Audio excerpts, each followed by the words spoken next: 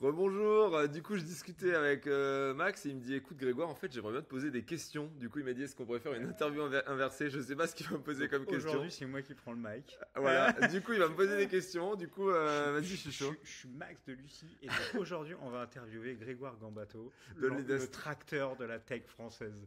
Alors, qu'est-ce qu'on a envie de lui poser comme question? Non, en vrai, la première question, Greg, que j'ai envie de te poser, et on en a discuté quand je suis arrivé ici, c'est qu'est-ce qui t'a pris de faire ce move et de venir aux États-Unis, toi qui étais la star numéro 1 du game français sur LinkedIn, qu'est-ce qui s'est passé? En fait c'est un peu la façon dont je progresse. C'est que je suis un peu c'est un peu flippant ce que je fais mais en fait j'aime bien me mettre des défis qui ont aucun sens. Et tu vois par exemple un défi que je m'étais posé à 32 ans, je me suis rendu compte que ça allait en fait en 2024. Je me suis dit, ça va faire 10 ans que j'ai fait l'UT4M, donc c'est une grosse course à pied. Ouais. Et je me disais, putain, j'arrêtais pas de me blesser. Du coup, je me suis dit, putain, dans 1 an et demi, ça fera 10 ans. Et ça fait 8 ans et demi que je me plains. Ok. Du coup, je me suis dit, vas-y, je me réinscris à cette course. Et mon objectif, c'est de la faire mieux que quand j'avais 20 et quelques. Tu vois. Ok. Et bah là, c'est exactement pareil. Je me suis dit, attends, mec, t'es tout le temps en train de te plaindre que t'aurais dû aller à San Francisco plus jeune. Mhm. T'es un putain de loser, en fait. Et du coup, je me suis dit, bah vas-y, je vais à San Francisco une semaine. J'ai parlé à des gens. J'ai dit, bon, bah go, je suis entré, j'en ai parlé à ma femme et je suis venu. Mais en fait, pour être honnête, c'était juste une sorte de truc tu sais, de shot d'ambition de dire, en fait, je suis une grosse merde. Et si j'avais, en fait, si j'étais, qu'est-ce que je ferais si j'avais 10 fois plus d'agency, tu vois, Ouais. 10 fois plus de détermination, Ok. je ferais ça. Mhm. Je me suis dit, ça me fait trop flipper. Et tu t'es mis en difficulté, c'est Ah, ça? ben complètement. Moi, Et du coup, j'en ai parlé à ma femme, elle m'a dit go. ouais. Et après, je me suis dit, Et mais. connaissant ta femme, Ouais. ça devait pas être une petite négociation. Non. Après, elle était assez motivée. Elle avait vraiment envie de faire un truc Ok, et tout. ok. Pour être honnête, elle était plus chaude que Ah moi. ouais, c'est vrai. Elle était en mode, on y va. Et moi, je suis en mode, putain, Non, pourquoi mais je parce dis que ça tu m'as quand même raconté un truc. Et tu m'as dit un truc qui m'a. Et moi, c'est ça qui m'impressionne le plus dans cette histoire. C'est tu m'as dit. Quand j'ai fait je sais pas si on a le droit de le dire. Vas-y. Quand j'ai fait mon seed, je crois c'était, j'ai pitché en anglais, je ne parlais pas un mot d'anglais, j'ai dû apprendre les textes par cœur. Il y a un mec qui m'a posé une question, je l'avais pas dans mes questions que j'avais préparées, je savais pas répondre. Ouais. Et c'est quand même, moi c'est ça que qui m'impressionne et c'est ça qu'on a envie d'un entrepreneur. C'est en fait c'est des gens qui ont ce mindset de se mettre en danger et de jamais être. Dès qu'on arrive dans une situation confortable, en fait on n'est plus heureux et on a envie d'être dans l'inconfort permanent et c'est ça qui met ton ambition. Mais donc du coup c'est ça qui m'a impressionné. Moi quand tu m'as dit ça la première fois je me suis dit ah le mec Ah oui, quand j'ai levé avec Fabrique, du coup, mon deuxième tour de table il y a 2 ans, ouais, j'ai vu le partenaire, donc il y avait un partenaire français, j'ai vu le reste des partenaires, j'ai pitché, donc j'avais répété 40 fois mon pitch. Les mecs me posaient des questions et je répondais parce que je savais quelles questions ils allaient me poser. À un moment, ils posaient une question que j'avais pas off-chart, que j'avais pas prévue. Bah, j'ai pas réussi à répondre. Et j'ai jamais réussi à répondre à cette question. Incroyable. Et c'était la fin. Et j'ai dit oui, il faut que et j'ai tenté un truc et on est parti du call. Et le mec, j'étais en mode je suis pressé, je suis désolé, tu vois. Mais en fait, c'est juste que j'étais en mode là, s'il continue comme ça, ils vont se rendre compte que je suis une fraude. Ouais, ok. Et du coup, ce jour-là, je me suis dit, il faut que je prenne des cours d'anglais. Je me suis mis à prendre 3 heures de coaching avec un Américain qui parlait pas un mot de français par semaine. Je me suis dit, c'est plus important que un rendez-vous avec Obama. Ouais. Et genre, j'ai pas loupé un seul de ces coachings d'anglais. Et les premiers coachings que je faisais, ça durait 1 heure. Et au bout de 30 minutes, je lui disais, je suis désolé, je peux plus. Parce que je comprenais pas ce qu'il disait, j'arrivais pas à parler, je transpirais, je faisais des crises d'angoisse pendant les calls. Et je l'ai tellement fait qu'au bout d'un moment, c'était devenu plus facile. Et maintenant, il arrive à commander des plats dans des restaurants. Ouais, après, restaurant mexicain, parce que mais c'était vraiment ça, tu vois. J'avais envie de faire cette interview inversée parce que moi, ça m'a vraiment impressionné ça. Et toi, tu interviews plein de monde là. Et en fait, je pense que c'était intéressant que les gens entendent ce côté. Ben, je me suis mis en difficulté. En fait, j'étais dans mon petit truc, on a arrêté ma boîte précédente, etc. Et en fait, j'ai remonté une boîte et je me suis mis en difficulté. Je me suis dit, je suis une merde. Et en fait, je vais me confronter. J'étais dans le haut du panier, on va dire, en Europe. Et en fait, je me mets en difficulté et je vais dans un monde où en fait, je suis tout en bas et je repars à zéro. Et pareil sur ton LinkedIn game, sur ton YouTube game, tu repars à zéro. Ouais, YouTube, je suis reparti à zéro. Ouais, non, mais 2 trucs. Tu vois, quand je suis arrivé ici, il y a plein de gens qui me disent, mais t'avais un plan. Et en fait, quand j'y repense, je suis arrivé ici, j'ai pris une tiny house pour 1 mois. Ouais. Donc je l'ai pris quand j'ai su que j'avais mon visa. Je veux dire, j'ai des galères de visa, c'est une des vidéos, vous pouvez les regarder. Et je suis arrivé là et je me suis dit, mais en fait, je connais personne.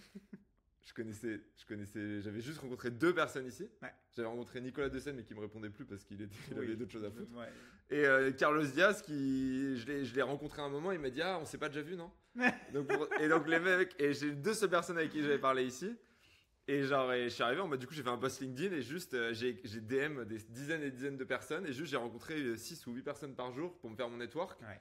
Mais ouais, c'était ardu. C'est pareil sur LinkedIn. En fait, LinkedIn, il m'arrive un peu le même truc. Je me suis dit, putain, mec, j'arrête pas de dire à l'époque de LinkedIn, mais c'est Ouais. tellement un truc de loser. Quand vous parlez de votre gloire passée, pro tips, quand vous parlez de votre gloire passée, c'est que C'est vous pas êtes des bon. putains de losers. Ouais. C'est pas bon. Et du coup, je me suis dit, Ça va. qu'est-ce que je ferais? Du coup, j'ai essayé de me remettre sur LinkedIn. J'y arrivais pas. Ouais, ça marchait pas. Et il y a un mec qui m'a dit, essaie le format vidéo. J'ai dit, vas-y. Du coup, j'ai essayé des shorts, ça marchait pas.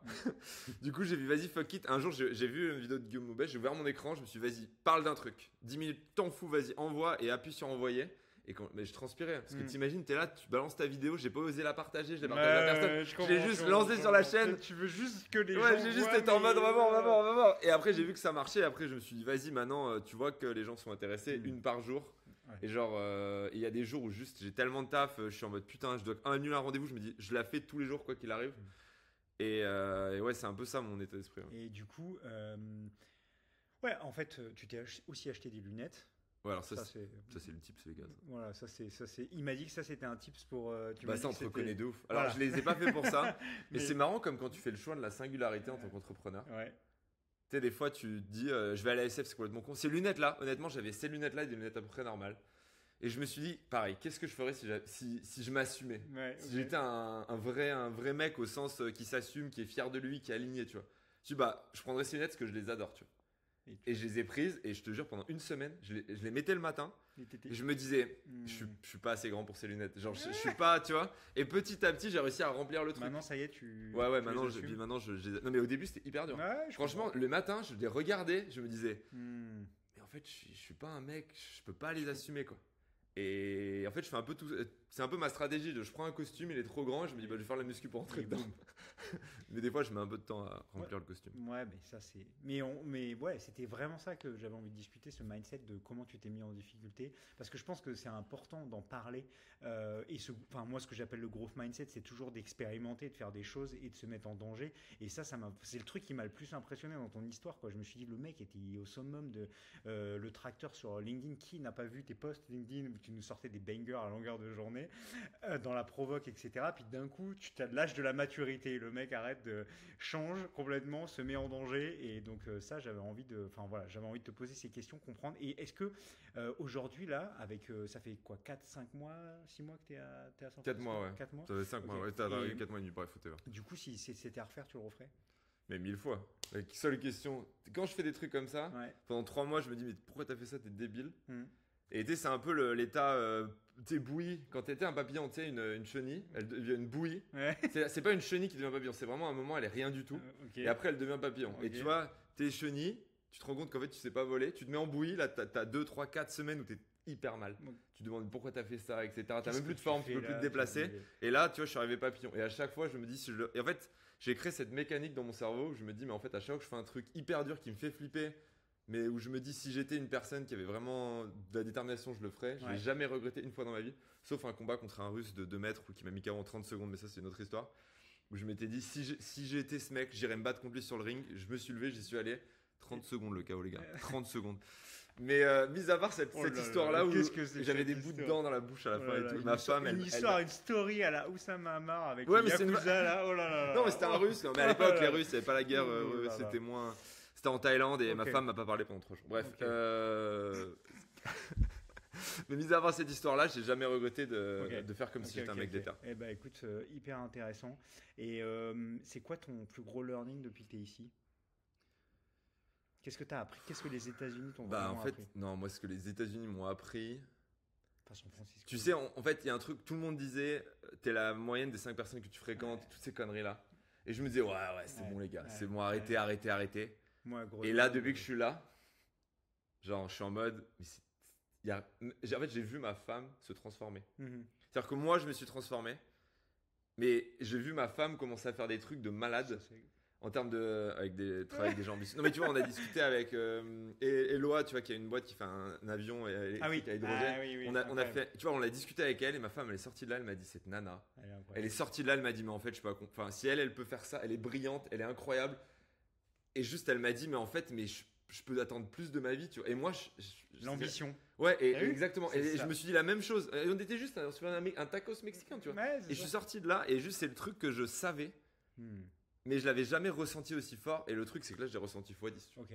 Et surtout que je viens de Grenoble, moi, alors je te laisse imaginer. Ouais, c'est ça. Et du coup, c'est vraiment, on en discutait dans l'autre vidéo, donc vous regarderez l'autre vidéo, mais c'est vraiment l'ambition, c'est les rêves. C'est-à-dire que ici, tu es autorisé à rêver et en fait, le fait que tu rêves grand, ça te permet de faire plus de choses plus grands. Et je trouve que nous, dans notre société française, on est trop enfermé dans la réalité. Et moi, j'ai grandi, et je le parle encore plus, parce que je peux pas juger de toute la société, mais dans ma famille, et c'était vraiment le cas, c'est en fait, dès que tu avais un rêve, mais non, mais tu seras pas capable de le faire, ou mais non, mais c'est pas pour toi, tu vois, être millionnaire, être milliardaire, c'est pas pour toi, toi. Et en fait, mais pourquoi j'ai pas le droit de rêver de ça? Pourquoi j'ai pas le droit de rêver de, en fait, je vais faire un truc incroyable, etc. Et ça, c'est ce côté très, très tout le temps terre à terre, très cartésien, on revient sur des choses, bah non, mais en fait, et on t'empêche, et en fait, les rêves, bah, bien sûr que si, en fait. Après, évidemment, avec tous les problématiques que ça Ouais, engendre, mais ça fait du bien d'entendre ces personnes-là. Tu sors de trucs comme ça, et c'est ça que YC t'apporte. On en a parlé dans une autre vidéo, mais ouais. Allez-y, allez checker, c'est là, on la mettra en deuxième. Ouais,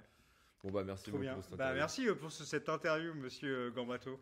À Allez, bientôt. cette fois, on se Ciao. retrouve. Ah ouais. Allez, ciao, les gars. Et les demoiselles, parce qu'il y a 95% d'hommes qui Oh. regardent cette vidéo, mais aussi 5% de femmes, je tiens à le Ah préciser. bah alors, bonjour madame. Voilà.